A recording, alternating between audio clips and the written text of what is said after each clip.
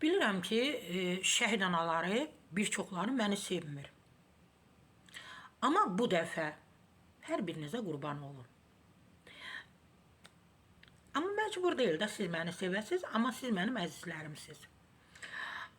Son vaxtlar, bu son vaxtlardır, sosial şəbəkələrdə şəhid anaları canlı açır. Ən çox TikTok sosial şəbəkəsində, bu platformada oturublar, arxada da müqəddəs oğlanlarının, şəhidin fotosu, üstündən də bir gül qoyublar, qərənfil gülü.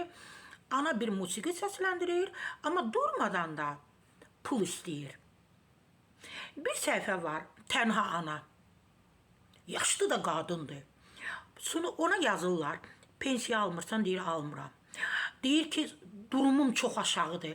Heç bir yerdən bir qəpiyi almıram. Balalarım, mənə pul atın. Balalarım, mənə pul atın.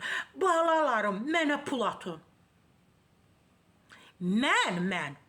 Mənim oğlum şəhid olsaydı, təbii ki, mən bunu bütün şəhid analarına demirəm.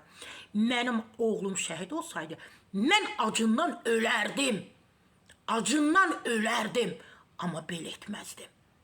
Artıq bir neçə nəfərdir şəhid anaları. Canlı açıblar, musiqi səslənir, pul istəyirlər.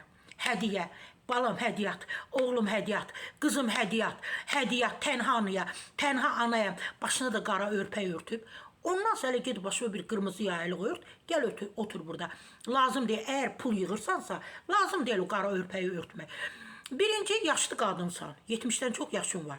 Dövlətdən pensiya alırsan. İkinci, şəhidin pulunu alırsan. Üçüncü, şəhidlə bağlı o qədər insanların siz ailələrə, yenə deyirəm, hamıya demirəm, ailələrə diqqəti var. Hansı qapını döysəz, qapı üzü açıqdır. İcraya gedirsiniz, qapı açıq. Bələdiyyə gedirsiniz, qapı açıq. Məktəbə gedirsiniz, məktəbin direktoru, tip ocaqlarına gedirsiniz, hər yerdə sizə qapılar açıqdır. Hamı sizin qarşınızda bu özünü borclu sayıb və borculuyuq. Amma bütün şəhid analarına bu aid deyil. Canlı, TikTokda səhifə açıb. Bir tənha ana var, tənha, kimsəsiz ana. Eyibdir ana. Eyibdir. Eyibdir, oğlunun da şəklin, şəhidin şəklin. Açmışsan orada, mənə pul atın, mənə hədiyyə atın. Yenə də deyirəm, mən şəhid anası olsaydım, acından ölərdim.